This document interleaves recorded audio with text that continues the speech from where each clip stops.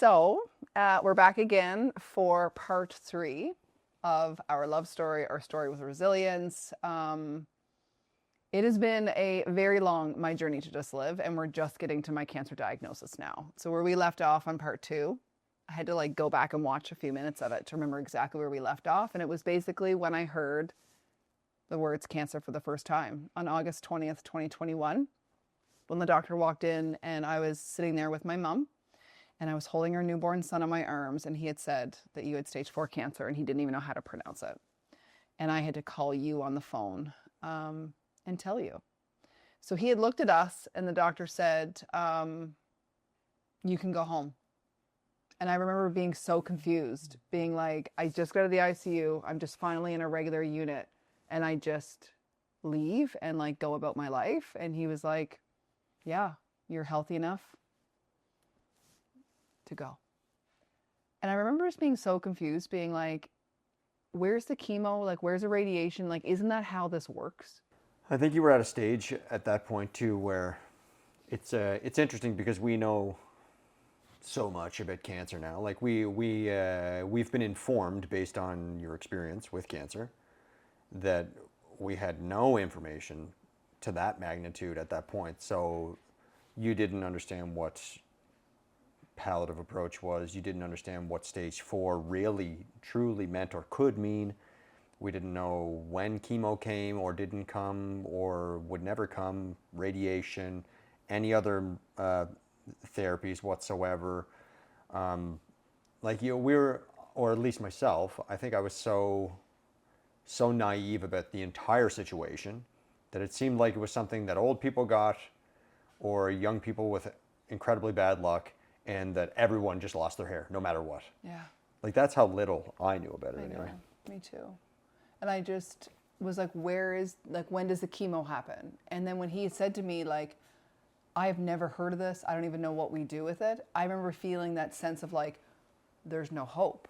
There's nothing for me. It's kind of where I went with it. It was instant negative mindset, being like, this is it. He has nothing to offer me. I'm just going to die like this. So we hopped in the car, and again, we're in Moncton, New Brunswick, which is about an hour and a half from Prince Edward Island, our summer home. And my mom drove. I sat in the passenger seat, and I buckled Hatton, who at this point is 1 month old, into his car seat in the back seat, and we drove. And I called you. I talked to you on the phone. I called every single person in our world because I just wanted to just get it out there that I had cancer. And I didn't want anybody else to hear it other than me.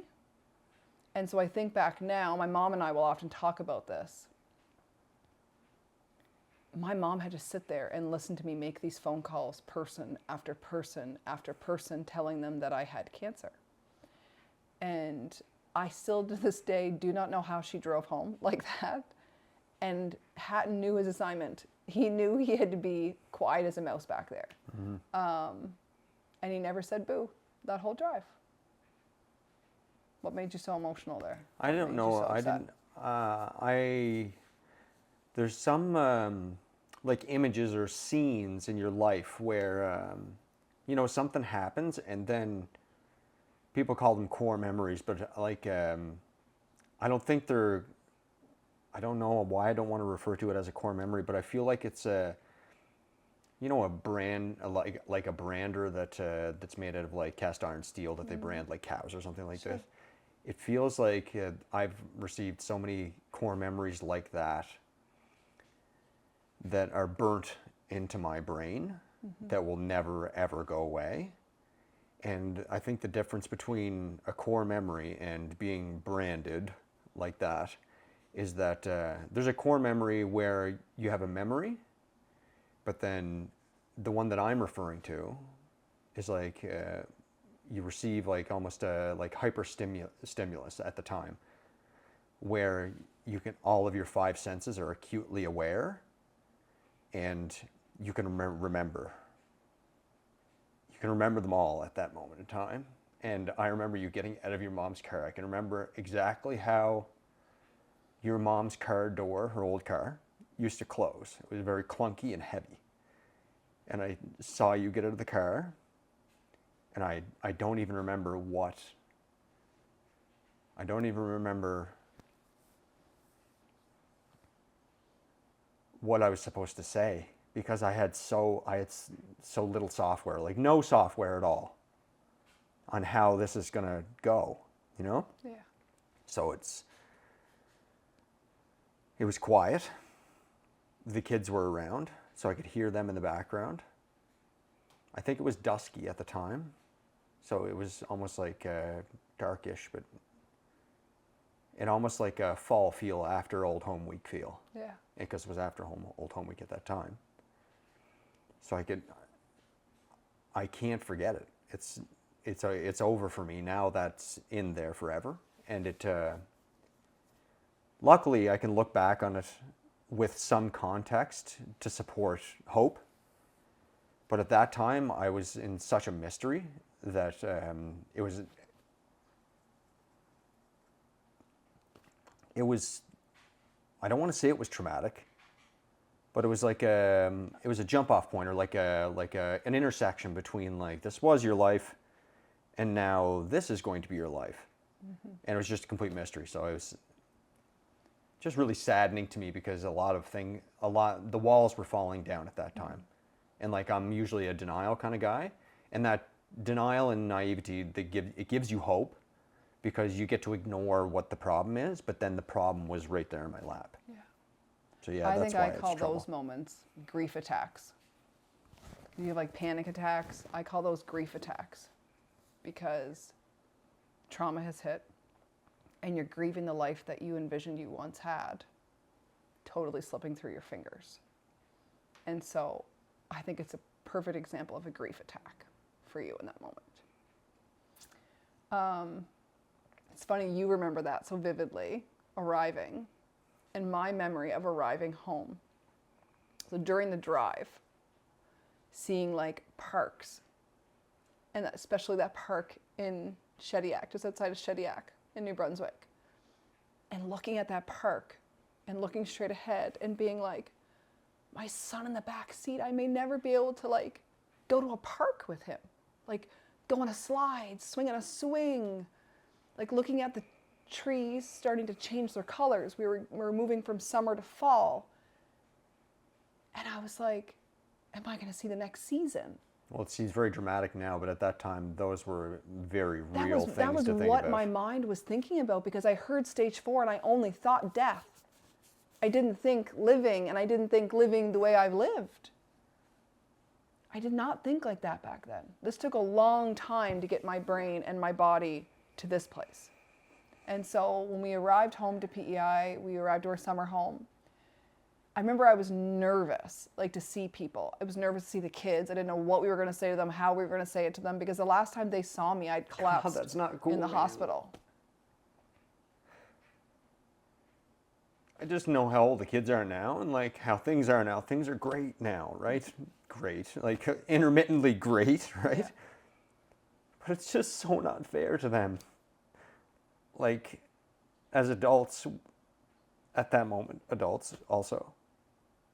Like, we get to process based on our experience of like, oh, people process things. When things are hard, then you process them, right? And yeah, that's painful, but like, they're just completely oblivious to like the pain that is coming. It's not fair, you know, like, it sucks. Yeah, it really sucks. Anyway. It does. It really sucks. It's not fair. Like, but then again, like, life is not fair. It's not meant to Life's be not fair. fair. Yeah. And like, the more you hold on to an obligation of the universe, trying to play fairly, the more you open yourself up to being hurt. Mm-hmm. And it's not like good guys and bad guys. That's not the way it works. It's just the universe is the only truth, right? And you're living in it. So when you get away from like, oh, I've been wronged. Yeah. When you put that aside and realize that this is the truth and you have to move forward, then you can at least get on with things. Anyway, continue. I'm sorry, I just don't like that, how it affects the kids. I And to be honest, I don't even remember the moment where we kind of said it out loud to them. I actually feel like I've blocked that. I really don't remember the words that came out because we made the decision very early on that we were going to be truthful. And I think we made the decision to be truthful because we lived as kind of a really large family. So I have my sister, her husband, and our 2 nieces who were preteens and teenagers. And we had to tell them what was going on, and it was only natural that our children were going to be around those conversations and they were going to find out as well. Later on in our journey, we realized we made the best decision based on the experiences that other children who had parents had cancer, you know, they have a lot of regrets that their parents never told them, and we've learned from these people and their stories on how we want to be open and honest with our children through my cancer journey. But early on, I don't remember telling them. I do remember my pain and hurt of telling my sister. That was like very raw and real and within me because my sister has the biggest heart in the whole wide world, and I didn't want to hurt her. That'd be so hard for her too, because she spent so much time in your childhood protecting you. Yeah. Like the cascade, man, like, I don't know why it hits me so much because, like, I know we've talked about this a million times before, but like the cascade, like it fans out. Like it happens with you, but then it fans out to our little family, your family, and then the people that love your family and love us, and it ripples everywhere, right? And you feel that, like, you think of all these people and being like, I don't want to hurt them. Like, I'm hurting them by this. And then you feel all the feels being like, oh, I have to tell this person, oh, they're going to be so upset.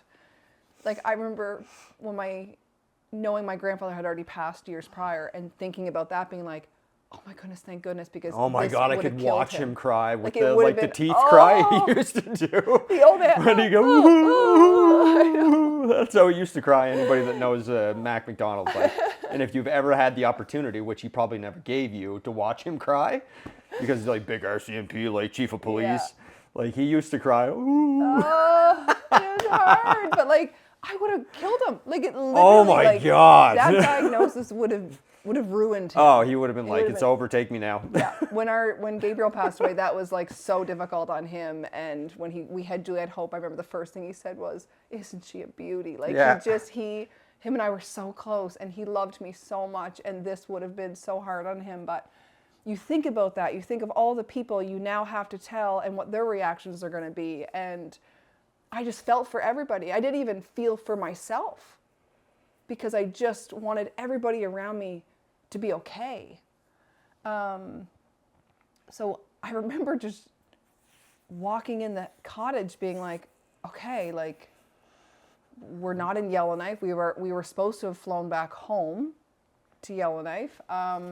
We'll just stay here until it gets cold, I guess. We didn't have anywhere to go. We didn't have anywhere to live. We didn't know what to do. We didn't know how long this was going to go for. When are we going back home? We waited for their phone call. The doctor said to Mom and I before we left, you're going to wait for my phone call. I'm going to call around. I'm going to figure out what we're going to do, and you just wait. And we waited days upon days, and then I started calling. Yeah, I think he anticipated a different patient, and yeah, that's what I tell everybody that I love about you so much, is that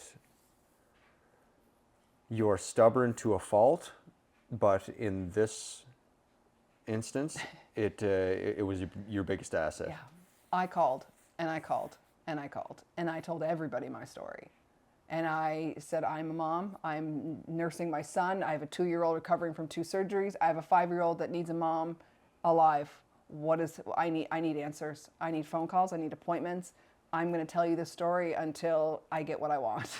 Even that didn't do the trick either until we waited and waited and my waited. sister came in and helped with that too, like another stubborn individual that's... Yeah, a power woman. Yeah. So Ty's sister is a doctor, and she does not practice in Canada, but I gave her all of my medical documents, everything. I asked for every single document. I sent it to her and I said, help. And she was amazing, and she found the best of the best, and we got the best of the best because of her. Eventually we would have gotten there through the process, but it would have been a slower process. She was cold calling, knocking down doors, Yeah. like, and didn't stop until there was somewhat of an answer. And that doesn't mean that the answer was going to be good. It remained pretty well the same, but at the same time, like, We wanted one. Yeah. So the first phone call come in, and they had said that I was going to have a PET scan, and that there was a specialist that shared, they're familiar with EHE cancer, and that if your cancer remained only in your lungs and your liver, that you were going to get a liver transplant. And I remember thinking, like, great. swap her out. Let's I get a can new do one. that. Check mark, that's no problem.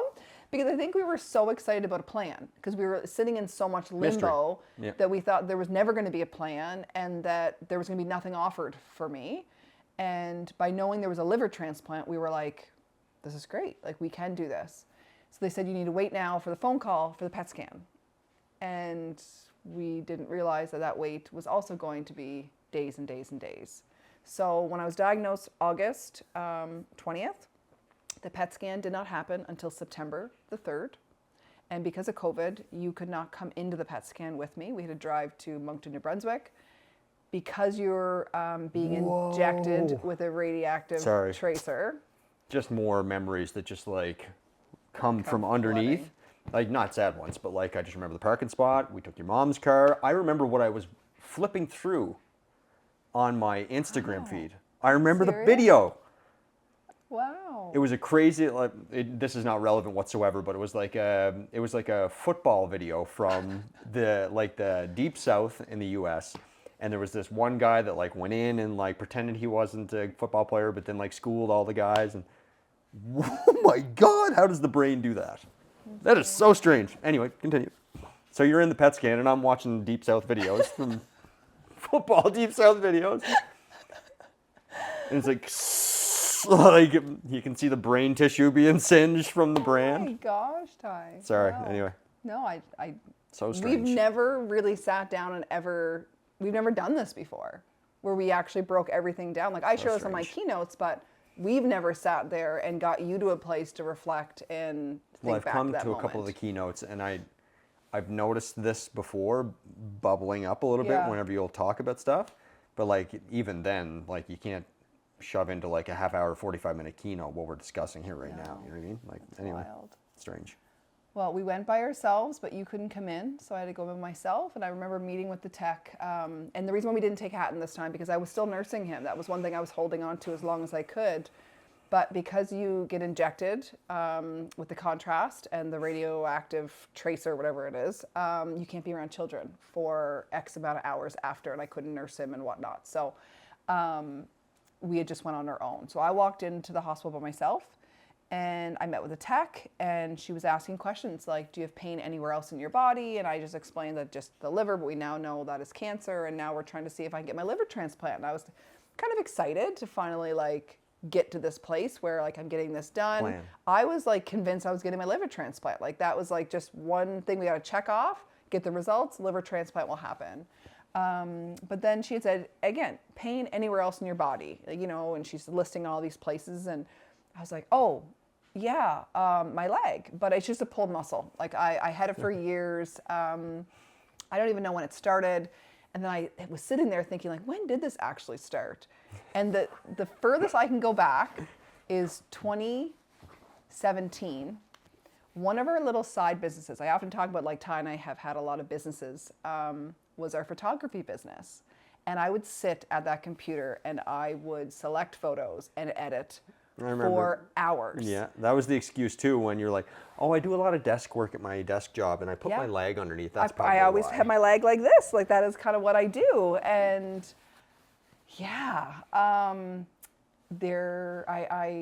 didn't know at the time, but she had looked at me and she wrote down, you know, sore leg. And I said, well, no, like, it's just a pulled muscle. Like, you don't need to write that down. Like, it's fine. It's fine. I'm getting my liver transplant is what I said to her.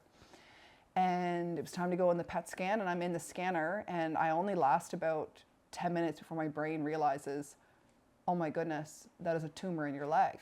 You must have a tumor in your leg. That's why your leg has been hurting for all of these years. I remember coming out and going to the car, starving, because I was so hungry I wasn't allowed to eat. And then after I said, I'm starving, the next thing I said to you was, I just lost my liver transplant. And you were like, how? Why?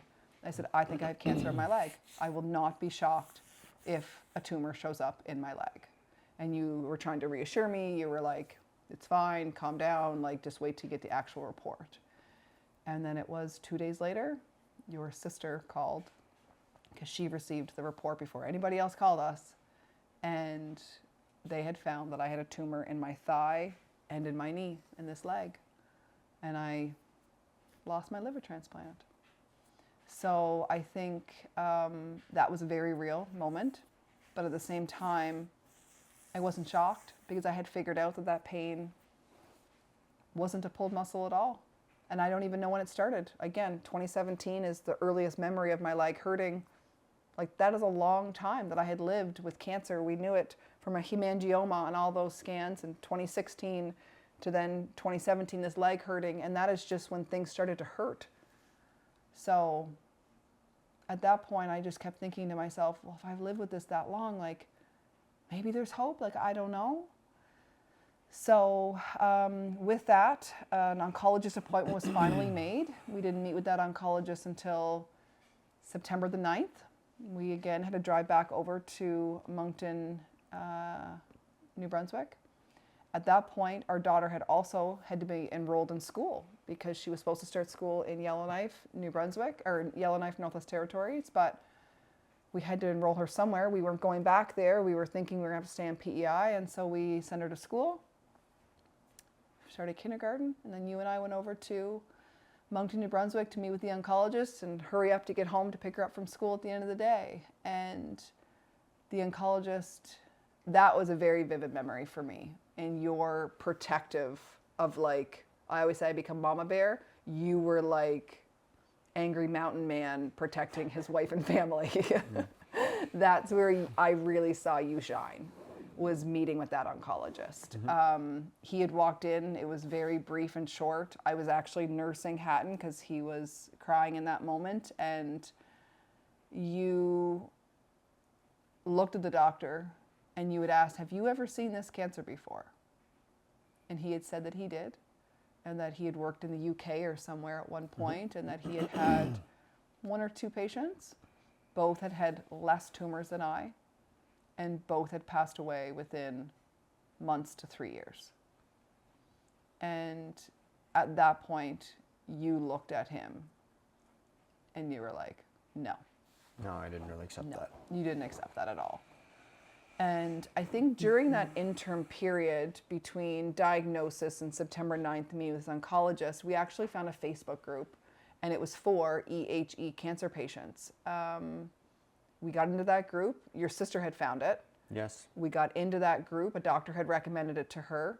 We got into that group. We started making connections with people, started to ask, like, what kind of questions do you ask when you go to your first oncology appointment? And that was really helpful.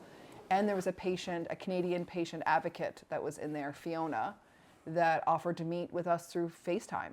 And we FaceTimed her. She had been living at that point for 5+ years, I think, with her diagnosis at that point, maybe. She was diagnosed maybe in 2018. She made a massive difference. She did. Yeah, for gave me us hope. especially. Yeah, she gave us hope. She told us, like, do not just settle with this oncologist. You need a specialist. Like, you need somebody that Who truly knows has this seen disease, this cancer well. And so she was the first person that we reached out after leaving that oncologist appointment, being like, where do we go from here? So she really helped us navigate, you know, this new diagnosis. But the doctor looked at us and said, I'm sorry, but there's really nothing I can offer you at this point. We are going to focus on quality of life over quantity. And I give you 5 years, likely 3, based on your cancer's metastasized far too much in your body. And I just looked at him and I said, like, I need to live for him, for our other 2 children. Like, this is not okay with me. I just want to be a mom. Like, do you hear this? Do you see this? And I could only imagine being an oncologist having to deliver news to somebody like that over and over and over again, that being your job. And meeting a patient like me that, like, I wasn't a very good patient because I was almost like guilt tripping the doctor. Like, I was just like, do you hear what you're saying to me? Like, I'm a mother. Like, I was kind of being cruel, but at the same time, flipping it to advocate, like, we have to look at other options here. There needs to be more. I will find the more. I will not settle with what you're telling me. And he had said, we're going to start aggressive IV chemotherapy, and this is what we're going to do. And I just said, like, so I'm going to lose my nursing journey? And that to me was like so challenging. And he said, I'm sorry, but yes. And when I had my PET scan, I wasn't able to hold Hatton and be around the children for so many hours. I was allowed to be in the home with a certain distance away. And that was my first true feeling of being mom and not being able to care for my child who was crying. Because when I was in the ICU, every time I heard a cry, you guys would bring him to me, and I could still nurse him while I was laying in that bed, or have him on my chest and he could smell me and he could feel me. But being in the same home and hearing him cry and knowing that I can't even touch him was like... It's like a cruel foreshadowing. Oh, it was awful. For a life that you thought It was we were awful. in store for. Yeah, it was horrible. I think I remember that appointment very well, and I didn't feel like I didn't feel offended by what he was telling us at all, because I knew he was doing his job based on what his experience was. But I was very emboldened by the experiences that we read about in the group, and also from what Fiona had shared with us. Because for better or worse, I tend to block things and go into denial mode. And whenever I'm given information that allows that contrarian view to be, supported, then I tend to go with that. And I don't pay attention to what could go wrong. Again, for better or worse, because it leaves you pretty exposed in certain situations. But in this situation in particular, all I heard, I saw a person that had the same disease as you, although it can come in different forms. Yeah. Right? And I saw her saying that you can essentially take ibuprofen and live with this for 20 years. Now that's optimal, right? And that's not universal, but it's possible. Yeah. And when someone tells me something is possible, the other version that I don't want is gone forever. Yeah. And that's a problem, like I said. And we've discussed this problem before, because it leaves me very, very exposed, which I might have to pay the bill for later on. But in that moment, and every moment since, it's been very helpful to me, to you, and to our family, and consequently to the world. For some strange reason, we have no idea why yet. But I think I don't want to gloss over how important that first FaceTime we had with Fiona was for shaping what will be the rest of my life and your life. Yeah. Yeah. So I that's why I was so emboldened about the denial that. Yeah. He just wouldn't listen to us. He wouldn't hear that there was case studies or that there's people that we have connected to that we're still living with just as many tumors as I. I even gave him those scenarios, like, have you heard of the people that have been living with this disease for decades? Yeah. And it was almost like he wouldn't even acknowledge, no, I haven't heard of this. Tell me more about it. Be like, in my experience, this is what we were going to be doing. Yeah. And I think, to be fair too, I don't know if that was before that patient had passed away that we also connected to.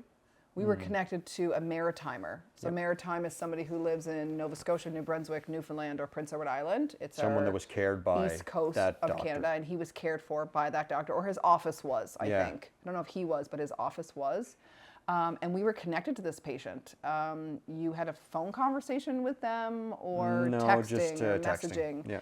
And they were very helpful. And they had passed within 2 weeks of us connecting, maybe. So that's the other scary part that we have since learned about this cancer, is just like this, it can change.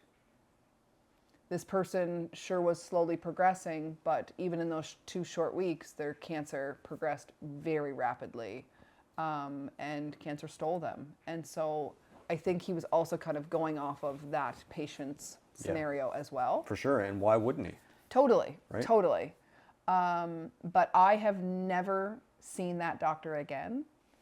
And I'm watching him. yeah, we have seen him a few times. I've seen on him pop social up media. on social media. We have. Actually, it like happenstance too. I'm not like searching him, No. like looking to like That was really interesting. vigilantly like troll him. No, Not that at all. was interesting. Again, I think we move forward in faith, and there's some interesting things that happen where That's we right. need it in these moments. I think the best case to prove your point is to continue showing up every day, and that's what I do. right? And that's the best case to bolster an educational experience for him, Yeah. Yeah. right? So we left that hospital and we were driving home. That was a rough drive. That was a rough drive. It was like, I laugh at it now. Like, I was hysterical. We called your sister to tell her the news, who's the doctor. And I remember saying to her, like, I don't know how your sister held it together the way she did. Because I was just like, my kids are never going to remember me. Like, and she said, Michelle, we'll never let them forget you. We will never, ever, ever forget you. And I remember like hitting me, being like, I'm dying.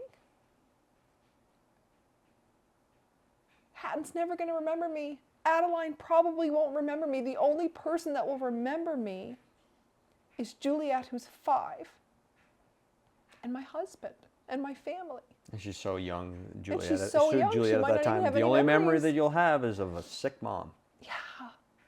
Like, it was like, that drive sucked from Moncton back to PEI. It was awful. I remember we stopped at a gas station at the Port Elgin roundabout too and called your dad, who also cries just like his father did. The teeth cry. And like, just, I have a big responsibility as a father to daughters.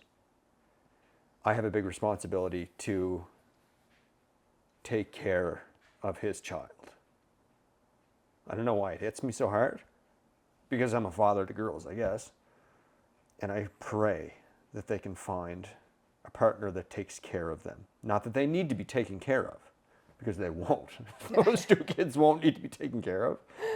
They'll be strong-headed like me. Exactly. But I do not take that job lightly. And it's not like I had anything to do with not being able to take care of you, because like, you know, we have no idea why that you've been bestowed with this responsibility of having EHE. But I could feel the pain in his voice. Yeah. You know, I could feel it. It was visceral, and that hurt real, real bad. Yeah. So I think reality really set in when we returned back to PEI at that point. We had moved into my mom's. My parents are not together. And my mom was living in a semi-detached, she's still living there, and a beautiful, beautiful home, but it's a 3-bedroom, small, quaint little space, and she made it work for our family. She bought bunk beds. We all moved in. We moved a crib in. She gave us her master bedroom, and our daughter went to school in that district where my mom lives, and that's also about a kilometer away from where my sister and her husband live during this school year as well. So we settled in there, and your mom and your family were dropping food off all the time. That was one thing your mom did, like every week, was drop off meals that community members cooked or that she made, and that kind of kept us afloat. I never had to do laundry. I never lifted a finger with cleaning. My job was simply to love and care for my children and get myself feeling better, because again, I'm still recovering from all of this trauma that had happened to my body. Like, I often forget that I had a C-section. Mm-hmm. Like I was like postpartum. I was post an internal bleed where I was in the ICU. Like, I was just navigating cancer. Like, it was just a wild, wild time. And then we still have our little Adeline, who's 2, who had 2 major surgeries that summer. Like, it's wild that that was our life. Your daughter's starting school. We're It not was supposed to wild. be here. No, it was crazy. So we finally had our appointment with the specialist, with the Princess Margaret Cancer Treatment Center. So the cancer center I actually fly to every 2 weeks or every week is that same hospital that I've been going to. And we met with our amazing Dr. Gupta. And I remember it was our first virtual visit because of COVID. And we opened the computer and we're sitting there in my mom's living room. And we see this like beautiful woman. Like she's the most brilliant doctor, but also could be like Miss Canada. Like I tell you, she's a stunning woman. And she sits there across the computer screen and she's looking at both of us. She sees Hatton because I have him in my arms. And she said, "Oh, are you planning on having any more children?" And I remember being like, what? Why would this woman ask us why this are if you- she like, this didn't is a believe you cruel were going joke? to live too, Like, right? yeah, like I said, like we were just told, like basically yesterday, I think You're it was done. 2 days or 2 days before that, I was just told I'm dying and now you're asking me if I want to have more children. Like I almost like wanted to slap the computer down. I mean, like this is a horrible thing to say to somebody. And I said like, I just was told I'm dying. And she says, "Oh, I'm sorry." She said, "Sure. You know, you could die in 3 months, 3 years, 5 years, whatever he told you, but you also could live for 10, 15, 20, 25 years. I remember looking at her being like, "Oh my goodness, like you have hope?" She's like, "Of course I do. I want you to just live." And I was like, what does that even mean? And she said, "No, we're not going to start the IV chemotherapy that he suggested. No, we're going to do watch and wait and watch. It's an approach that we do when you first get diagnosed with this particular cancer, because when I look back at your scans, you've had cancer in your body for at least 5 years that we know of. That hemangioma on your liver that was not seen through ultrasound as anything else but one hemangioma was in fact your EHE cancer. And look at all the life you've lived." I was like, I love you. I was like, "Where have you been all my life? Like, you are amazing." She said, "We're going to wait, and we're going to wait 3 months. You're not going to do anything, but I do encourage you to, you know, have your family supports, continue living, you know, with your mom or here on the island." And with that, we made the decision, like, we can't go back to Yellowknife. We need to live here. We have 3 children. I have no idea what's happening with my health. We have to go back, pack up the house and stay here. But we knew my reality was I couldn't just hop on an airplane and go with you. So we said goodbye to that doctor, agreed to meet up in December time to have another scan. And you went and moved or flew back to Yellowknife, Northwest Territories by yourself and started packing up our home. And that was another really hard part of our journey. A lot of people, when they get diagnosed with cancer, like that is your trauma, your cancer diagnosis. My cancer diagnosis is navigating a medically fragile child from surgeries, recovering from a traumatic C-section from a placenta abruption and vasa previa, having a preemie, having a child start kindergarten, and now having a home that we had to sell everything because we couldn't afford to fly everything back or drive everything back to PEI, and a home that I would never go back in. And I can tell you that one thing you want when you get diagnosed with cancer is to crawl into your bed and just cry. But I didn't even have my bed. I didn't even have my home to go into. So you flew back to that home by yourself. The community showed up, our friends showed up. And they go through every drawer of your home. Imagine that.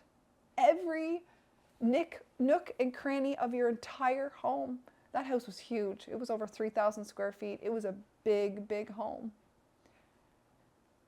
They sold off everything. They take pictures. Do you want this? Do you want this? I went through FaceTime after FaceTime deciding what to keep. I let the kids go through their bedrooms. Got to pick a couple stuffies, a couple toys. That was it. This is a home that you wanted so badly. That we wanted so badly. That was like the it home. That was the dream home. We finally had it. And then we were losing it all. Do you remember being there? Going through room to room? Not as much, actually. Wow. I remember seeing like friends came and helped, and it's weird because like I said, whenever you arrive back to the cottage, I can have those ones that are imprinted in my brain, but then there's other ones that I just completely gloss over and just that's not black out, but like I don't know if I was just trying to like protect myself or what it was, because that was my dream. Yeah, what was your dream? That was my dream, Yeah. right? And then I populated inside that dream a whole bunch of other little dreams, right? Coaching CrossFit, having a big home that I never had when I was a kid, you know, having an awesome backyard and this piece of property in a place that's done nothing but reward me. And then it's like, ha ha, joke's on you. You thought you had it, didn't you? Oh, you poor thing. Oh, that's too bad.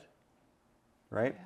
So I guess maybe there was a mechanism there that like just put up blinders so I didn't have to address the fact that everything that I had ever wanted in my entire life was being just ripped away.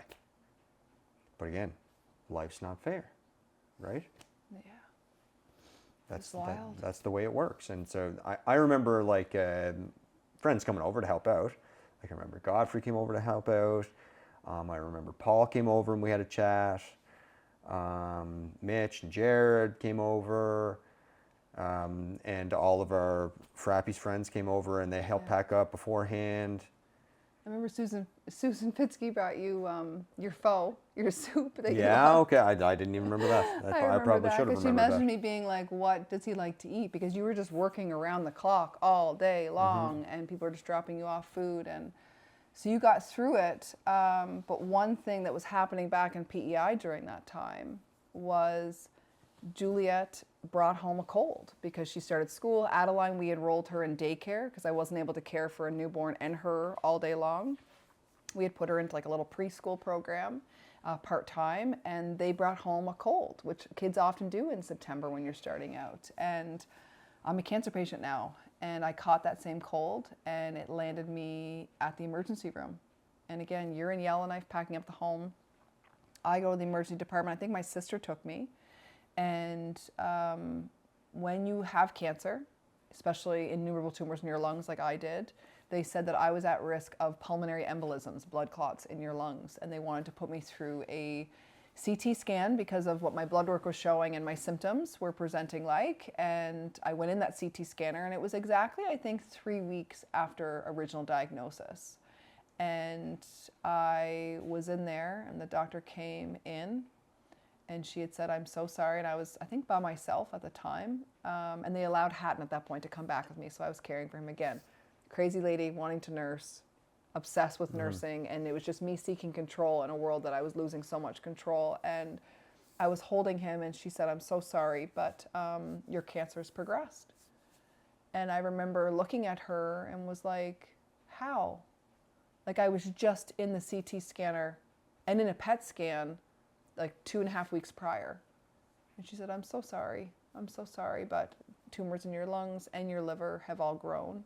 And I'm going to notify Princess Margaret and see what we do from here."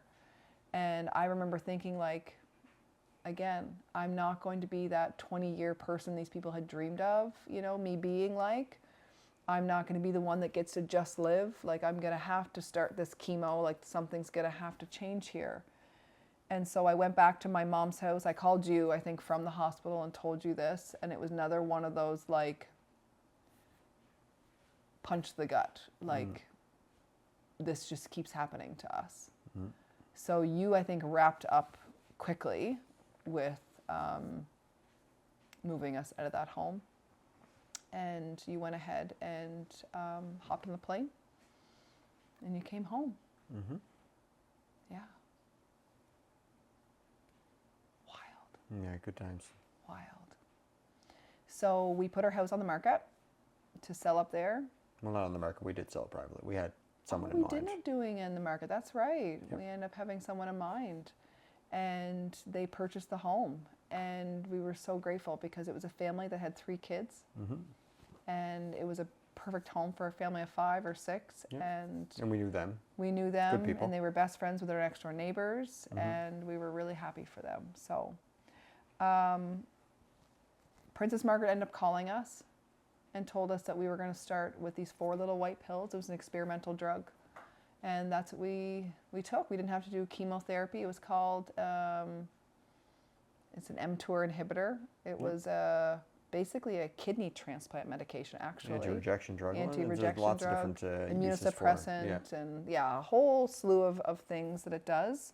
It was called sirolimus, or Rapamune is another name for it. And I started to get my life back. It actually did wonders in my body.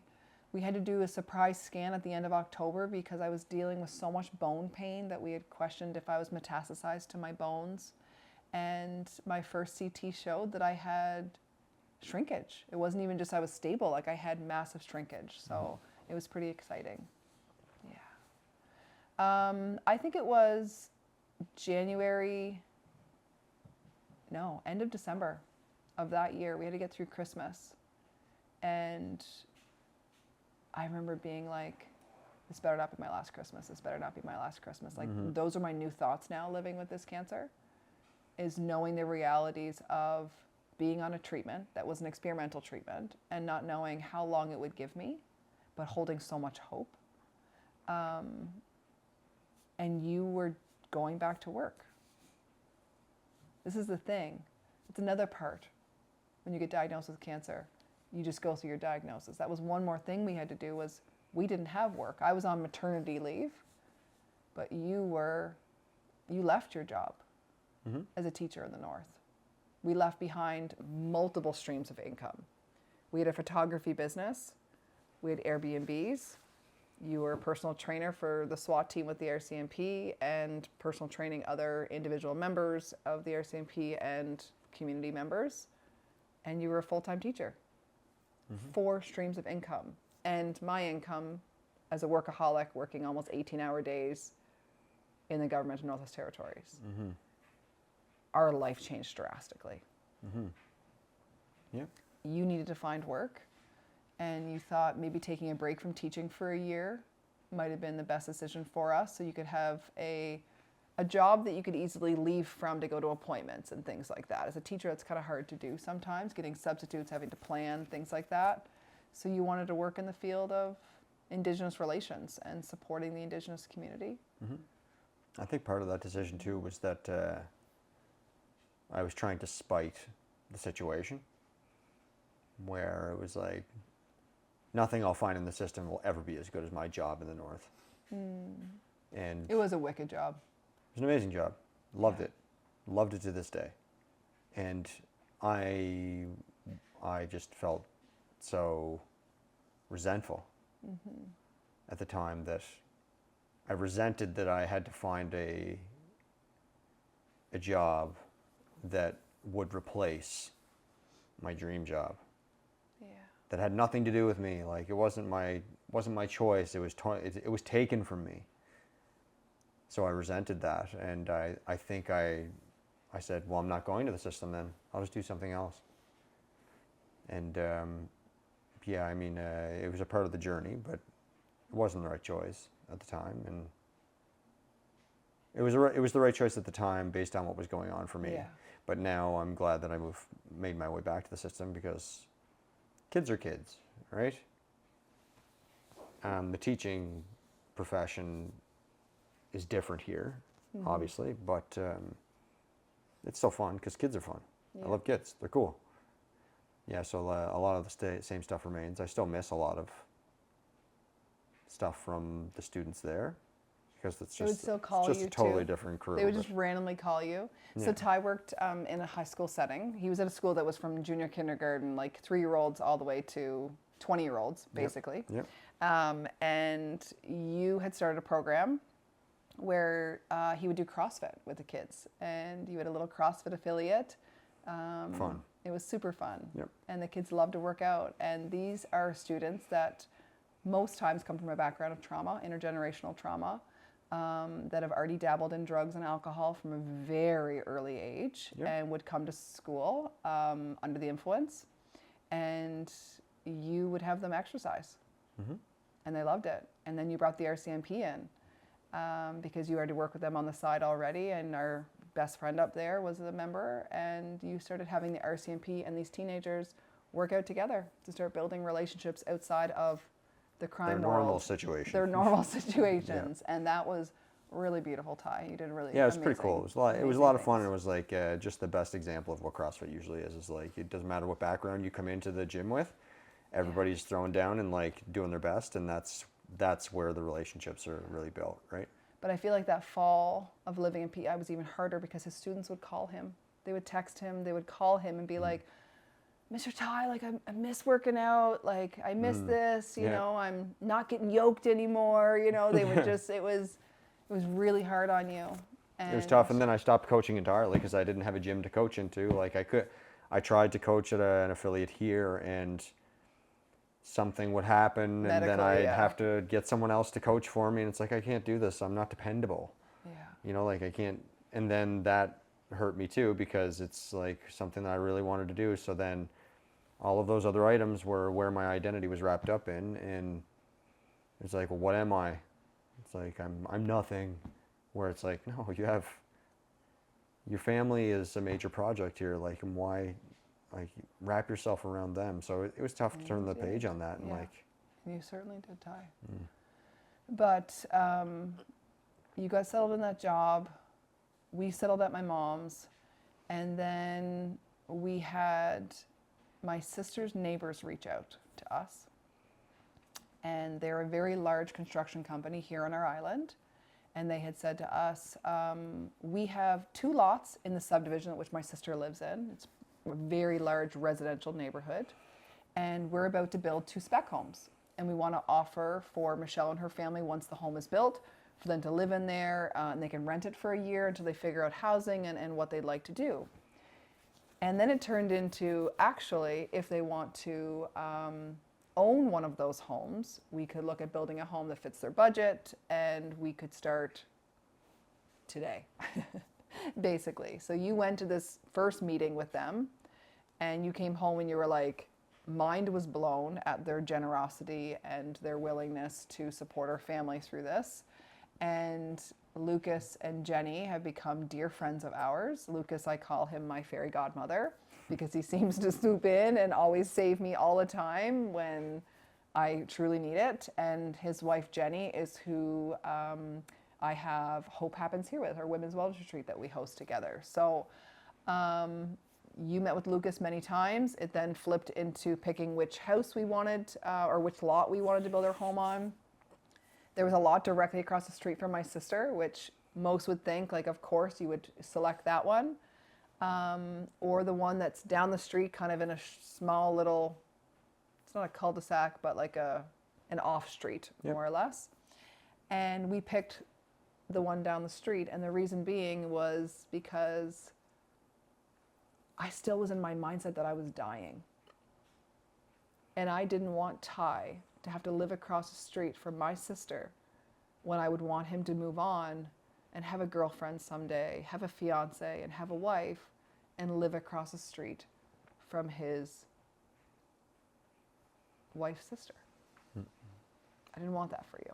And I know that your family would be supportive of that. They would, 100%. First of all, the jump off point, I've said this many times, it's not happening. No, I want it to You're happen. not going to die, but I want it to happen. at the same time, I just never could move on. But I know that you would want me to do so, and obviously I can't say who I would be after you pass if you would pass. But I'm living to 97. That's right, exactly. And you have to live like to 98 because I couldn't live without you. So for that extra year, I'll probably go down to the Lions Club, see if I can find somebody playing bridge, see what's going on. Find a companion. Yeah. Okay, but hurry up. You could die the next day. Like, that'd be fine. I'd be okay. Oh my gosh, maybe we died together. Oh, that'd be so amazing. Okay, anyways, moving on.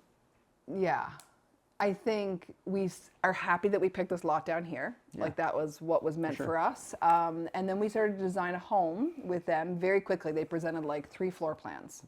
And most of them were 2-story homes. And at that point, I had cancer in my leg. There was an individual that was in this Facebook group we talked about earlier that had cancer in their leg and everywhere else, and they lost their leg. They had their leg amputated because the pain was too much, and they were concerned that that was the primary and it was going to continue to metastasize. So we thought, Michelle could lose her leg. Why don't we build a home that we wouldn't have to accommodate if that were to happen? So then we built a one-story home with a playroom above the garage. And we built this beautiful home with a budget that you could handle if I did pass away, and that you would be able to hold down on your own. It's no 3,000 plus square foot home, that's for sure, but it is everything that we needed at the time. And still to this day, it's all you truly do need. Once the kids get older, it's gonna be smaller. Going to work. But we just wanted every child to have a bedroom. That's all we cared about, their own little small space, and they got that. And for us, that was all that mattered. Well, for us, but for me, You needed your gym. Yeah, I needed some space in the garage. So when I said I was like, if my world is going to fall apart, I need this. Yeah. I need this real bad. And when I say we couldn't afford to take everything home, the things that we took home were 2 vehicles, because they were relatively new up there. Yeah. And it probably cost us almost $20,000 just to ship the vehicles home. I can't remember how much it was. It was so expensive. I think it was like 7 or 8 each vehicle, maybe. Yeah, it sounds And then familiar. our boxes and the stuff that we took.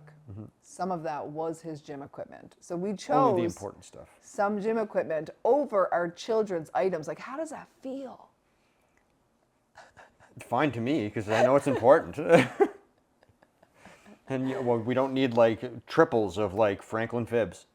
We just need one. We do have all the Franklin series of their books. I got that for you. That's a good note to actually talk about that for a quick second. Ty grew up, his mom read to him Franklin, the books. And then for Juliet's first Christmas, I went out and found every single Franklin book. I think there's over 50.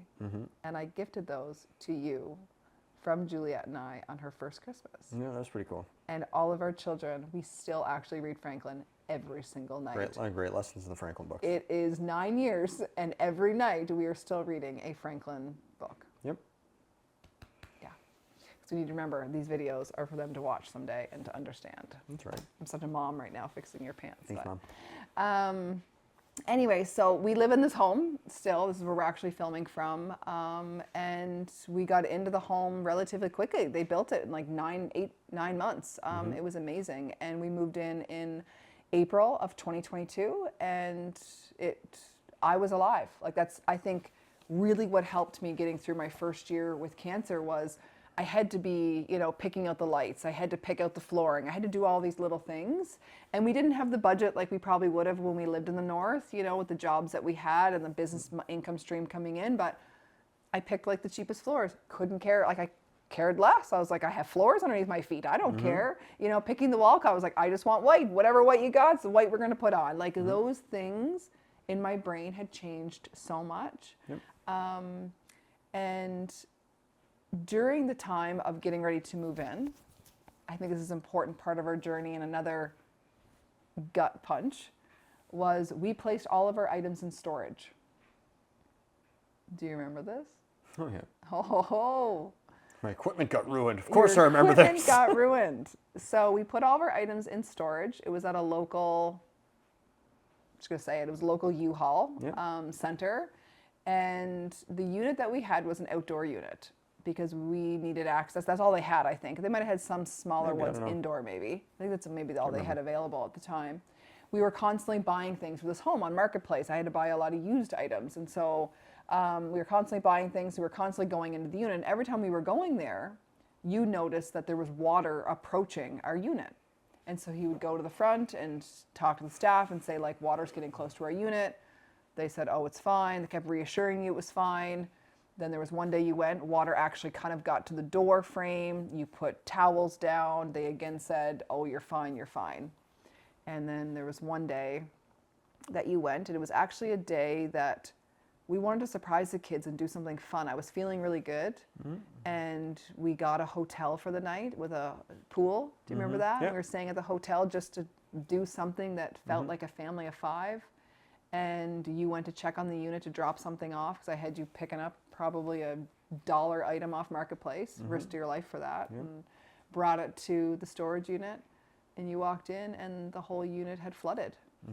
And all of our stuff that we had moved from Yellowknife, which included our kids' bedroom decor items that I made during pregnancy or their nurseries. Yeah, lots of stuff. Anything that was on the floor anyway. So anything that was up, we were able to manage to salvage lots of it. Yeah. But It was devastating. It was absolutely devastating. And they were closed. You couldn't even tell them. And I didn't know what to do. Like, just I was leave so it. Upset. Like, I know. Yeah, it was pretty upsetting. So we lost a lot of items. We did end up doing like a settlement with them because I said like, this is not our fault. I had like proof of how many emails and phone conversations we said to them. Like we went to you warning that we had a feeling this was going to happen. And they kept reassuring us that they've had many people in that unit. It's never happened, never happened, never happened. And we believed them in the end. And again, we didn't just have the power just to go in there and take everything out and move it. Like I'm still recovering all of these things. And this had happened early on. I think it was almost Christmas break maybe, or It was snowing. it was snowing. It was during the winter. So we had to lose a lot of things. And that was really, really hard. Just another blip in our story. So it was the same time that I would lay in bed at night. And as I was laying there, I would feel, again, really bad about myself. I would feel really sad. I would feel heartbroken. And Hatton's crib was in our bedroom. My mom had given us her master bedroom over to us because it fit the crib in there. And I was just laying there and I would like do the doom scrolling in the middle of the night. And I remember scrolling and scrolling, and I came across this woman, and she was doing a headstand, and her legs were like a clock. She was going down, down, down. And I remember the smile on her face, and she was laughing at herself doing it. And then she wrote on the bottom, stage 4 cancer thriver. And then I remember thinking like, oh my goodness, like this woman is happy. This woman is laughing. And she's moving her body, and she has stage 4 cancer. Like, she's like me. And that one video changed my entire life. Literally changed my entire life and gifted me my new life. I started going through all of her videos, and I could feel the joy. Like, it was radiating through the screen, and I was smiling. And I remember thinking, if she can feel happiness and joy, I can too. But she's choosing this. She's not just sitting back and waiting to die or waiting for the next scan to tell her her life's prediction. She's actively chasing joy. And the next morning I got up and I hopped in the treadmill. And I went for a walk. And the treadmill was at my mom's house. It was her treadmill at the time. It was in her garage, and she had given her garage up because we also moved some things out of that storage unit into the garage, the things that we could salvage. And I made a tiny little space to be able to put the treadmill down. There's boxes like all around us. And I walked. I just went for a walk. And I remember sending a picture to you at work, like a selfie. And I can still remember the selfie. My face is quite swollen because, again, I was postpartum and I put on like 100 pounds when I had my babies. And I sent it to you and I told you, like, I'm on the treadmill. And it was such a moment. Little did I realize that that was the start of my brand new life. I remember my mom coming out and like holding Hat and like taking a picture and her being like, look at your mama, buddy, like look at her. I didn't realize how powerful that was. Pretty amazing, eh? Changed my whole life. Yeah, your body and your brain wants that. Yeah. And we're all very individual people, but the chassis is the same, right? We all have a brain, we all have a body, whatever those look like. Your body wants that. It starves for it, right? So Knick Knack Lou is her name on Instagram. And she changed my life. She changed my life. She chose to live her life out loud and chose to share her joy that she created. And that joy changed my life. And it gifted me the gift of being a mom to my kids. I was floating from my diagnosis, floating. She gave me purpose, shared with me that if you want happiness and joy, you need to make it happen. You can't just sit back. It's an active choice. I never talked to her ever in my life. I'd follow every video, I'd give a heart, I'd write her, but she never wrote me back, never saw my messages. Cancer stole her too. And then when I was grieving somebody that I never even met, it's heartbreaking. Her husband has since seen those messages because I was nominated for her award. Remember that? Mm-hmm. The Nikki Newman Lightning Bolt Award. And that's my tattoo I have on my wrist, that little lightning bolt. Something she started for people to remind themselves that they're a force in this world. And I got that tattoo, and along with thousands of people around the world. And then they were looking for somebody that exuded the lightning bolt in their communities that were battling cancer. And I was nominated somehow, and I was given the opportunity to travel to London, England to be there for the award ceremony. And I remember thinking, like, wow, how full circle is this? Like, unbelievable. Because now I'm living my life out loud. Mm-hmm. Crazy. So during this first year of living with cancer, I really changed my life. I started exercising. I started with that treadmill. Got my first app where it taught me how to run. I was running up to 5K in the treadmill. And then the weather got nice outside. And then I knew I wanted to be a stroller mom. So I started pushing the kids in a stroller. And it was Hatton at first. Got a used stroller. It was amazing. I love that. And I changed my diet because I was told by so many people on social media, plant-based is the only way you're going to live. And we did that. And you did it too. You joined me. Mm-hmm. But I was dying inside eating that. Mm-hmm. I missed a steak. I missed a burger. I missed meat. And it was hard, but I did it for a really long time because I was told that's what I had to do from social media, not from my doctors. Mm-hmm. We asked our doctors, and they said Mediterranean is kind of what everyone suggested. A Mediterranean diet is best. Whole food, sure, but you don't have to go plant-based. We even had a second opinion consult from Sloan Kettering in New York. Cost $5,000 Canadian to ask 3 questions. 3 questions, 5K. Wild. To review my scan and to ask questions. And one of the Not questions... really crazy, any crazy insights out of it either, really. A stomach pill. That was the only thing. Oh, there you go, PPI. That was the only thing, a PPI. A stomach pill because of my daily naproxen I was taking for my pain. They were wonderful people, though. They were great. And I think Erin was on that call, wasn't she? She was. Dr. Mm-hmm. Dr. McCarville, our doctor here in PEI, was there. She's been with us this whole time for 4 years. Mm-hmm. So the first year, again, just navigating this new diagnosis, I gave up plant-based by the end of that year.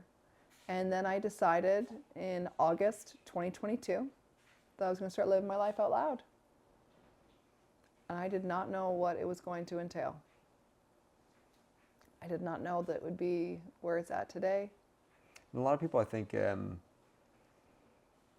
people misunderstand what social media. We don't know what this is, right? Because we're not made for this.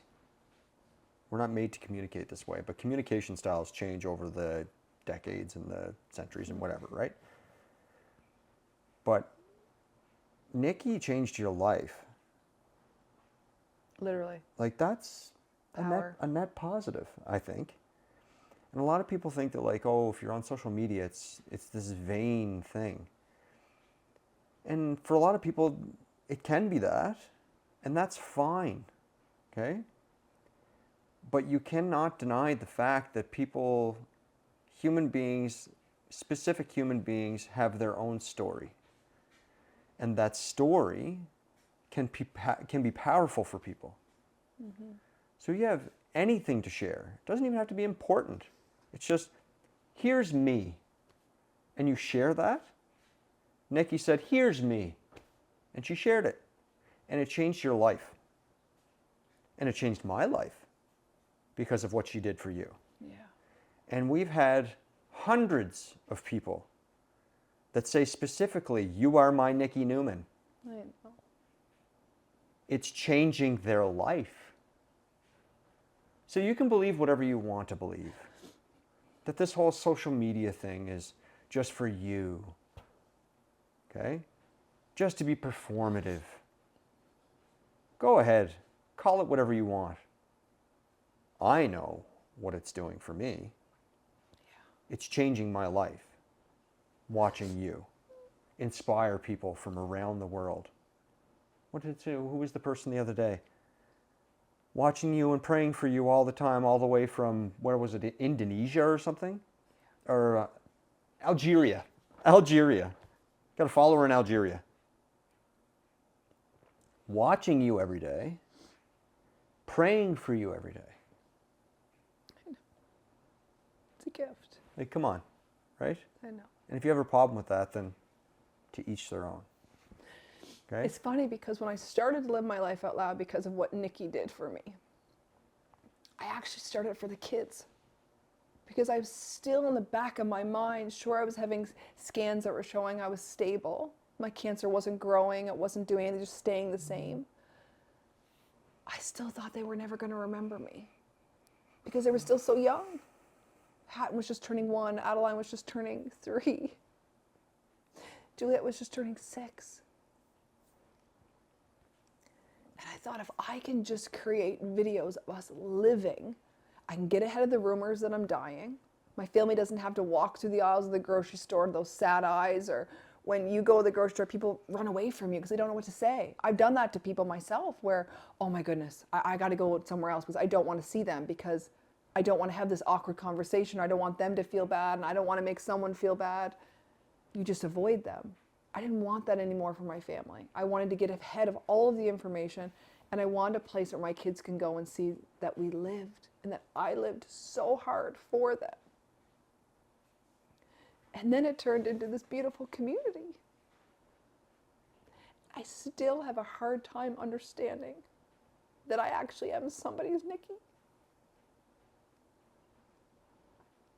Because I just show up as myself every day.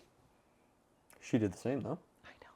And that's enough. That's what makes human beings so interesting, right? But that's when people say to me when I meet them, they're like, oh, you're so inspiring. And all I can say is, you are too. If you lived your life out loud like I did, you'd be inspiring somebody too. We all have something to inspire somebody about. We do. Mm-hmm. I agree. Totally agree. We cried a lot this episode. Yeah, a lot. That's right. Man. So, we started my journey to just live. It started out, we were coming up with a name. Do you remember laying at the cottage and trying to come up with a name of what it was going to be called? Mm-hmm. Do you remember one of them? Karen's Cancer Corner. Karen's Cancer Corner. Like Coach's Corner, you know, like Don Cherry and Ron McClain, but it's this Karen that has cancer. Because I feel so bad that the name Karen. Yeah, it's not fair to the Karens That's out not there. fair. That's awful. There's lots of great Karens. I have all amazing Karens. There's wonderful Karens, but there's lots of Karens out there too. But I never had a Karen. I want to speak with the manager Karens too. Yeah, so supposedly the name Karen is because you have become a crank in this world and you have been rude, and that was me. Before cancer, you're looking at me because you know I was so naggy. Ah, huge bitch. I was. But that's all right. I was like, if anybody has seen the movie Good Will Hunting, I don't know if you remember, but like Robin Williams plays like kind of the father figure to Matt Damon, and he's actually his therapist as well.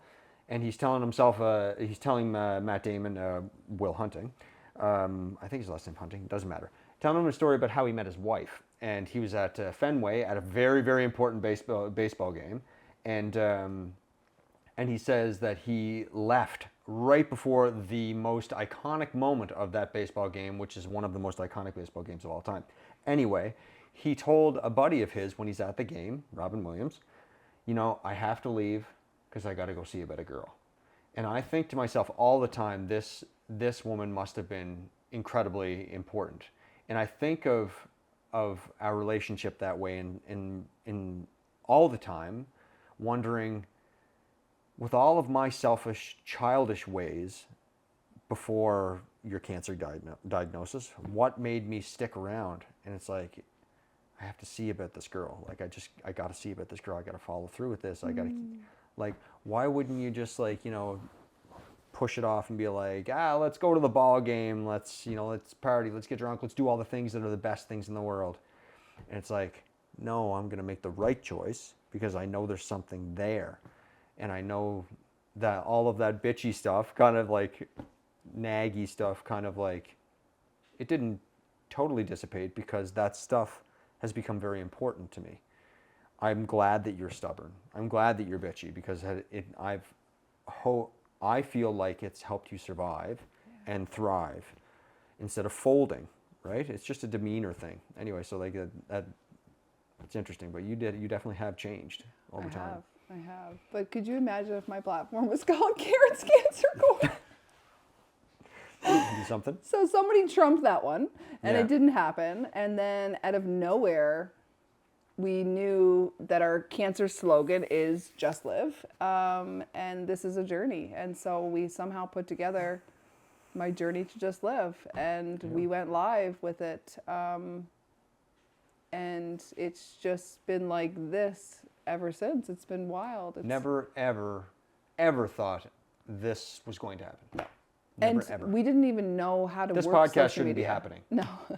No. We didn't know how to do reels or anything like that. We didn't No. know how to do any of those things. And I just was living my life out loud. So It's funny too because there's lots of people that are in the social media world that play the algorithm and they try and do this because it's an opportunity for them, right? And the interesting part about your story and the way that you naturally tell stories to people, the algorithm just favors it anyway, because that's what that's what true stories do. Ones that are pushed and ones that are faked, the people don't want to see them because they know, they can smell it, right? Mm-hmm. But if you're just telling your story, living out loud, then it's natural for people to gravitate to that because they can feel it. They feel that story. It's why you gravitated towards Nikki. It's a true story. It's a real story. yeah. Right? No.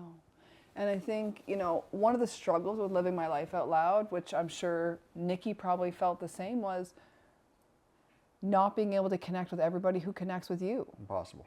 It's absolutely impossible. Since my journey to live has grown so much and it's navigated in lots of different directions, you have joined kind of full time and you see it. We get thousands of messages a day, comments, messages, and it'd be nearly impossible. I would not be able to truly live my life. You wouldn't be just living. I wouldn't be just living if I sat there all day on my phone. I actually have no notifications on my cell phone. I have no social media on my phone until I physically go into the apps and I open them, because it could literally consume your life. And that's probably the hardest part, is not being able to write people back all the time and thanking them for being a part of our community and thanking every single person for the prayers. And I think it really hit me one day when somebody said to me, imagine yourself on a stage, like at a concert, like Taylor Swift, for example, and check your social media's reach. There's a little thing at the top that says like how far your reach is going. And ours at that point was like 22 point something million people. Imagine that many people standing at your concert if you were standing on a stage. That's how many people are thinking about you. And it's overwhelmingly... I was like, oh my And it's been overwhelmingly positive, too. Like, you have the odd person that's, like, annoyed by you, or maybe it's even a bot, or maybe it's just a troll that's, like, not feeling good at that moment in time, not having their best day, and they'll say something rude. But, like, imagine that crowd, right? Of that many people, and they're all looking up at you smiling. Yeah. smiling like, thank you. It was wild. Wild. But I will share that live my life out loud sometimes is hard. Like, it is hard. It's not, people are like, you're so lucky you have that many people, you know, following along. And it's like, I'm grateful for every single person, but sometimes it's challenging. Like, my family and I can't just, like, New Jersey, went to the mall and like we were bombarded with people like in New Jersey. Like, I've never been to New Jersey before. You know, downtown in New York City, in Toronto, in our own community. I didn't expect that for my family. And I am just a small platform, not even a huge platform. So I could only imagine these people that have platforms that are like millions and millions of people, what their life is like. It is amazing to be like in a small community because people just know us as us. Us. Like, we can go to the Us. hockey rink and just talk to people, and like, I'm not saying that like you're bombarded by people like looking for selfies or anything like that, but at the same time, like, it's nice to just show up at the hockey rink to practice and be like, hey man, what's going on? Like, Yeah. like, let's go out and practice with the kids. And Yeah. The just first normal thing life, I 'cause always it's tell not- people is, we're just us. We're just us. all of But- those other people too that have massive platforms, they're just people. Yeah. They're just humans. You know what I mean? Yeah. With all of their baggage and all of their like stinky farts and boogers and bedhead and everything else. They're just humans. They're just Yeah. human beings. I know. You know what I mean? I know. Yeah. But let's go back to my journey to just live. Sure. So obviously we have our platform. My exercise really kind of took off. My cancer continued to stabilize. I decided I was going to run my first 10K. I've shared that story before. Ran a 10K with Hatton in a stroller. That was amazing, and that feeling that I got was incredible. Then I decided every year I'm going to start setting a goal for myself to get through the year. The first year was building our home. I got through that. We got into our home. It felt amazing. I was learning to run. Felt amazing. The next year, the year 2023, a girlfriend of mine wanted to run a half marathon. I was like, good for you. I think it's a great idea for you. And she's like, no, with you. And I was like, oh, with me. Okay, that's different, but I will do it. And I trained to run a half marathon with my 2 childhood best friends. We traveled to Niagara Falls. That was amazing. And then 2024, the year that our first oncologist said that I was going to die, I knew I had to do something that was going to help my body and my mind and my soul get reconnected that year, and to show myself that, like, you got this. And I went to you in December of 2023 and told you what I wanted to do, and you thought I was crazy. I was like, I'm going to be a triathlete. And you were like, you don't know how to swim. And I was like, I don't, but I will learn. Then you were like, you don't know how to bike. And I was like, that's true, I don't. I will learn. Watch me. And I made you watch me over and over. I got myself a swim coach. I got myself a bike coach. We met Ted from the bicycle studio here in PEI. We met Alexis, became my swim coach. And I was determined to do basically a half Ironman is what I wanted to do. But then I said, you know what, an actual Ironman race isn't what my heart and soul need. I need to do something that is for me. I didn't tell a single person until the day before the event actually took place. But on August 20th, the day that I was diagnosed of 2023, or 2024, sorry, exactly 3 years to the day that I was told I had cancer, I ran out of Moncton Hospital and I ran a half marathon. And then I hopped on my bike and I biked 104 kilometers to PEI. And I hopped in the ocean and I swam 2 kilometers to my children's arms at our summer home on the day that I was supposed to die. And that meant everything to me, because that whole commute, leaving that hospital, that whole drive on my bicycle, seeing that park that I saw that I thought I would never play with Hatton at, seeing the trees change, seeing all of these sights that I saw when I was dying, or thinking that I was dying, to being like, look at me living. It took me 6.5 hours. I was motoring. And I was like, I've never felt so alive in my entire life. That I am truly unstoppable. And I was constantly singing Sia's song, I'm unstoppable, like in my head the whole way. And I wanted to be like, let's show this to the doctor. If he only knew that's what I did. I didn't do it because I didn't want to spite him. That's not what it's about. Not what it's about. But I just wish he would come across it to be like, wow, look what she did. Mm-hmm. That's amazing that she was able to do that. Yep. Yeah, it's pretty. That fired me up big time. I don't know if like you might have seen this because I know you the algorithm might throw you like a couple of David Goggins like motivational videos I from do. time I to time. love David Goggins. He finished a race one time. And he was so fired up, he like just like ran around the finish line saying like, "They don't know me, son. They don't know me." And that's like what I was like picturing the entire time, that like you got through the run Because I and was then so you fired up. pretty well through the bike. And it was like the whole time was like, I could just picture that for you, but like your version. Anyway, Yeah. that was amazing. I really, really love that. That was probably one of the best compliments I've ever received on my platform. Was when that person, he calls me the female David Goggins. Oh yeah. Oh, that was amazing. I was like, I love you. Because David Goggins is another level, and I can be next level sometimes. But Yeah. David Goggins is, whew. But I did that, and I repaved that drive from Moncton to PEI, and I've never felt so powerful in my entire life. Mm-hmm. Another timer for Meds. some meds, but I can wait on that one. That one's okay. So I think.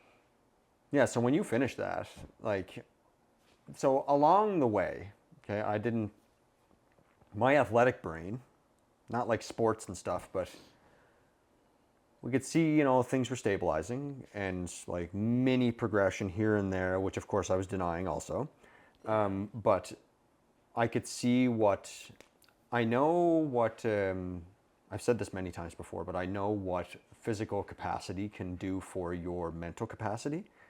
And I knew after you finished the bike, or almost when you were finished the bike, when we got over the bridge, I was like, this is a major inflection point of your life prior to that moment. Mm-hmm. And then, so it's pre-diagnosis, and then for me it was diagnosis to when you started running, and then now it was running to the bridge. And then it was like, she's going to be so reinforced with this that the sky is now the limit. The cancer is now toast. It's done. That mission is over. Now it's my journey to just live longer. Yeah. For me, it was, you're not going to just live, because I was convinced, for better or worse, right? Naively probably, especially with the last little while with your health, now trying to get this trial sorted out. Yeah. That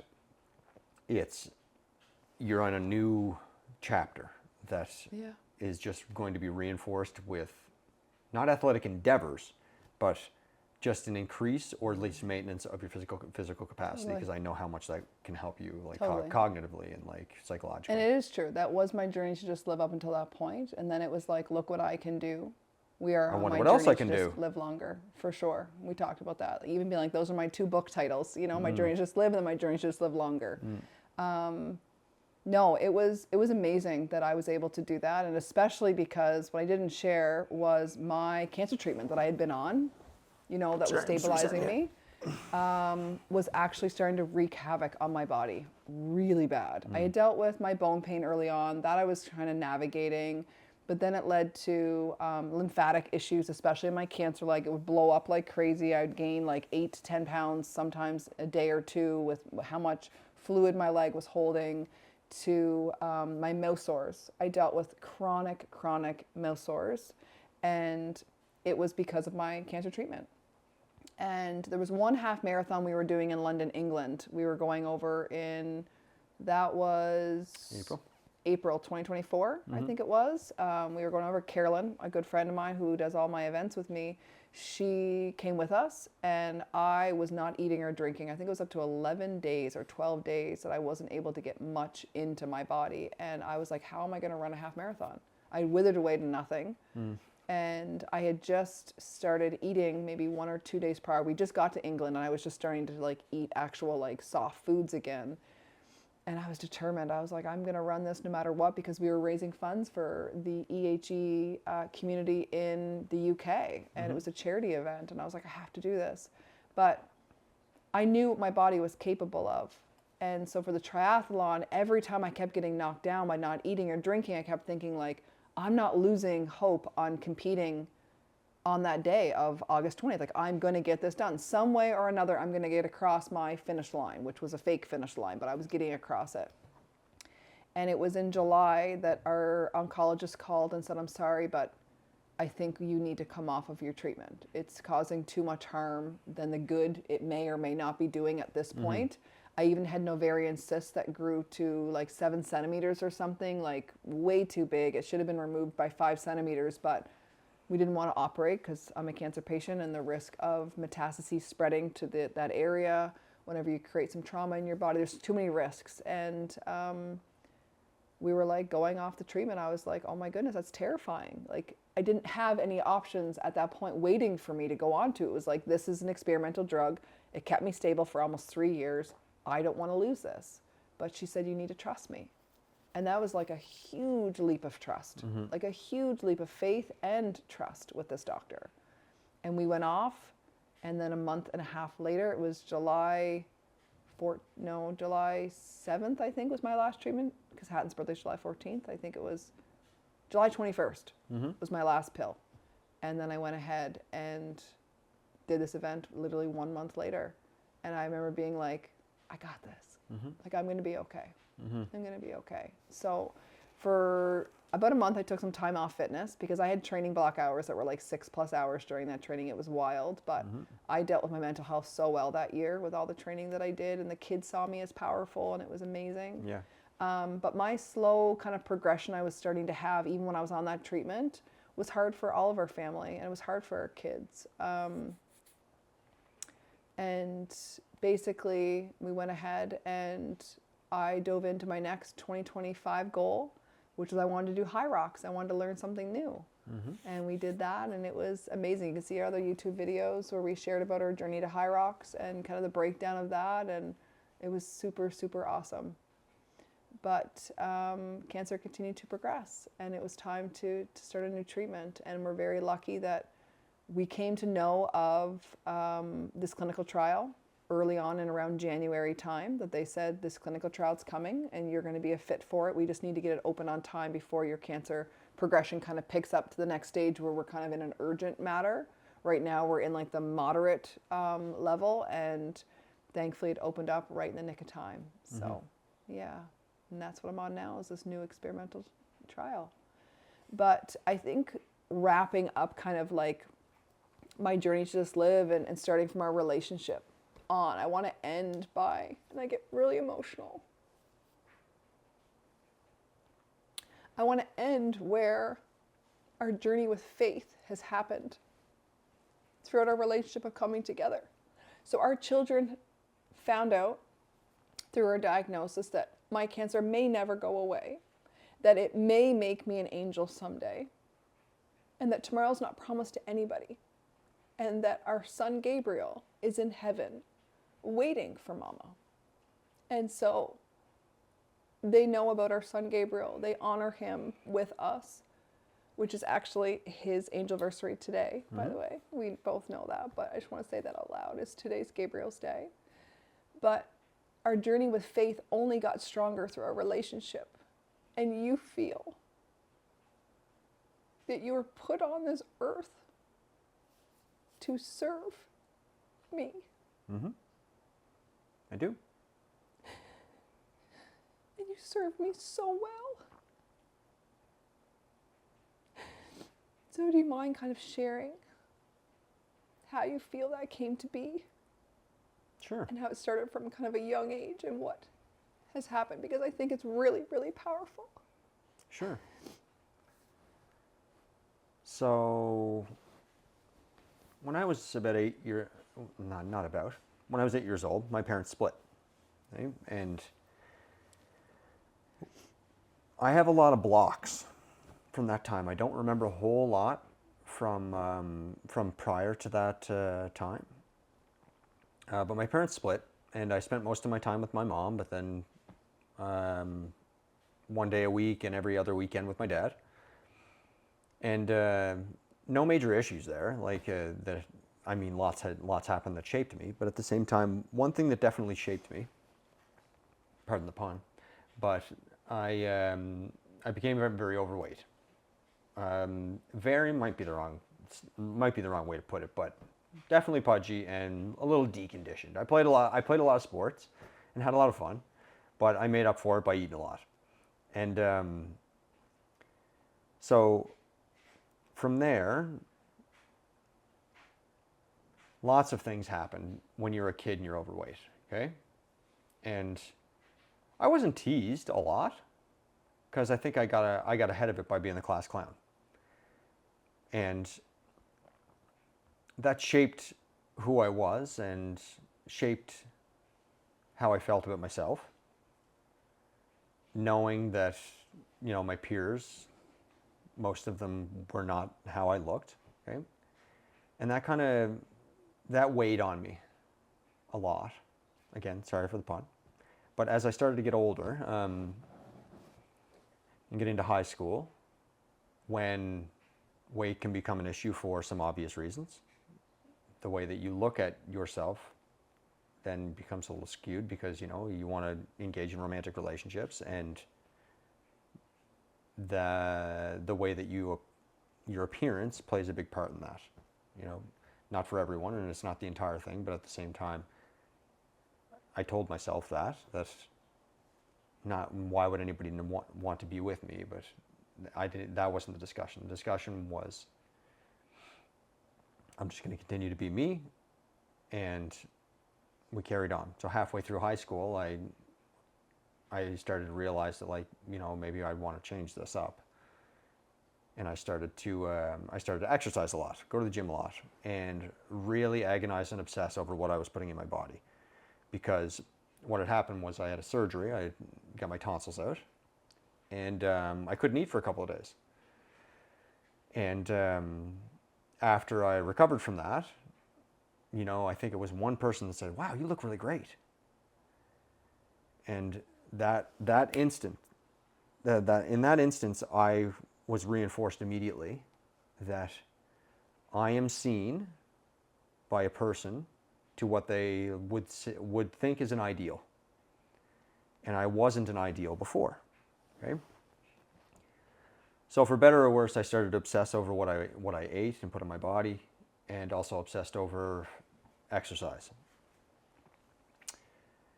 So that obsession, or mentality of having a hobby of exercising and paying attention to my nutrition, carried on into my university years, where I then wasn't so obsessed with it, but I still continued to, work out, train, went into strongman a little bit, went into Olympic lifting a little bit, all the while still understanding that nutrition plays a massive part in this, but it was less about the way I looked. It still wasn't about performance, but it was less about the way I looked. So I was still, still working on my relationship with the gym, and just loving it for the reason that everybody loves it whenever you're that age, or not everybody, but a male would love it. How can I get as big as possible in my muscles and still not look like a pig?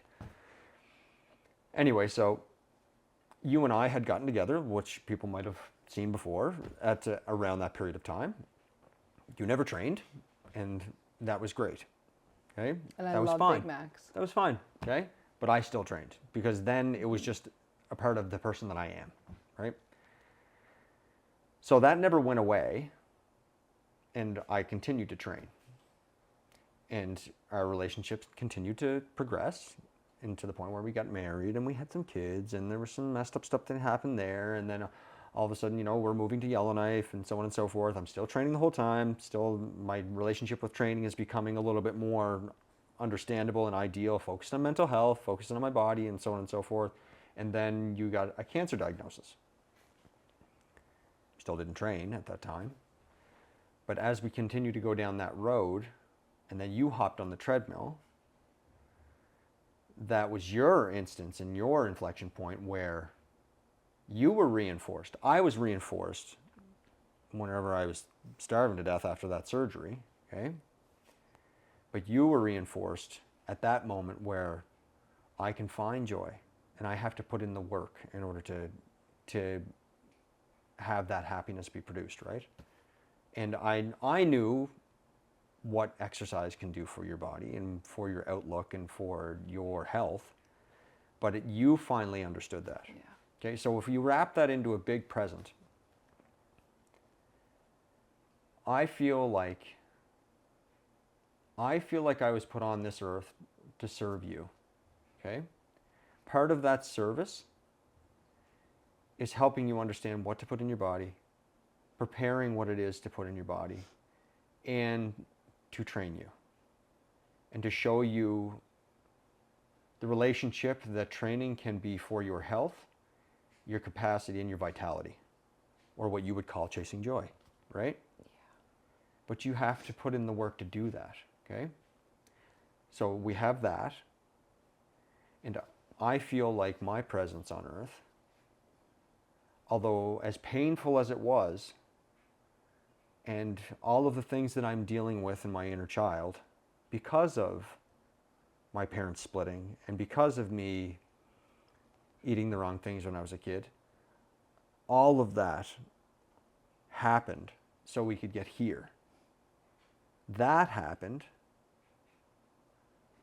and all of the things in between inform what I am doing for you right now to try and keep you alive and to keep you healthy and robust. All of it is because of that point right there. Yeah. And that's my belief. And you can believe that if you want, or you don't have to believe that, and that's fine, whether you're agnostic or secular or whatever you want it to be. But I believe that that is given to someone. Those circumstances are given to someone.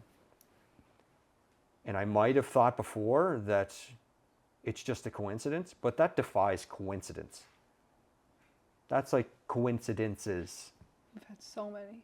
It's too much. It's just too much for me to explain. And so I'm letting go of explanations in lieu of an explanation that can't objectively explain.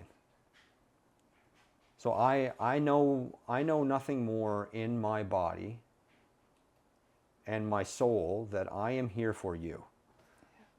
I am here for you, and I will grind myself into dust for you. And you do every day. And I'll do it every day forever, for the rest of my life. And I told your dad the other day that I am put on this planet to serve your daughter and to take care of her. That will be my job until I die. Thank you. And I will do that. And it's informed by my past. And that's all faith. That's all faith to me. Yeah. And I'm done running from that. I just am. And I'm done being embarrassed about it. Like, I've got family members that would be like, "You dummy, you're so stupid." And that's fine. Because I've tried the other explanations. I've tried it my way. Yeah. I've tried it my way. And it doesn't work. So I'm trying the universe's way. Yeah. Or in my instance, I'm trying his way. And it's beautiful that it's actually our daughter. Our oldest daughter is the reason why we go to church. She just woke up one day and she just said, "I want to know more." And then we just kind of all looked at her and we're like, okay. We do too. Yeah, sounds good. Yeah, I remember you were having, it was maybe a year ago or something like that, maybe less than that. And you had a scan because you were feeling a lot of pain in your leg. Yeah. And you're like, it's progressed. There's no question about it. Like, it's throbbing. It was so... Like, it's so terrible. And then you got the results back and there was minor shrinkage. Yeah. And I was like, there is a God. Like, God is real. God's real. Yeah. It's not some fantasy cartoon in the sky. It's real. And maybe it's not a person, it's not something physical, it's not something that you can see or imagine, but it's happening. It's something that's happening. Yeah. And this is an example of that. And all the rest of it is too. I just threw my hands up and I'm like, God's real. Mm-hmm. I'm done with all the rest of that. Yeah. I'm done with all the rest of that, like those explanations that live in the physical world. It doesn't work for me. And that's okay. If it does for you, great. That's fine. I don't care. Yeah. I'm just telling you what lives inside me. So we're still learning in our faith journey, and it's been really beautiful. because especially when you came up with this the other day, and it was like when you laid all that out, it was like, It just my happened to me. goodness. It happened to It me. was amazing. But I think that's a beautiful way to kind of end my journey to just live, our love story, our life with resilience, our life with loss, our life with having children, and our life living with stage 4 cancer. Thank you a million times. Thank you. Thank you. A lot of fun. Maybe it was really maybe we could good. talk about like how we see the future and how we see hope. Ooh, A lot of faith in that. it's a really beautiful Because idea. really, even if you do, I'll get off the soapbox in a second. But if you believe there's a future, whether or not you believe in God or you're a secular person, if you believe there's a future, you believe in something that doesn't exist. Totally. You can't move forward in life without faith. Faith that there's going to be a tomorrow. If you didn't have faith that there was going to be a tomorrow, what would you do? You're just going to sit there and do nothing? No, you're going to go to work, you're going to love your children, you're going to exercise, you're going to eat the right things, you're going to make plans for the future, you're going to set an ideal of what you are in the future, and you're going to be like, I'm going to work my ass off to try and get there. That's faith, bro. That's not just living, that's faith. Yeah. Anyway. So done. Next episode, the future. That's what we'll do. Done. Thank you, babe. Thank you.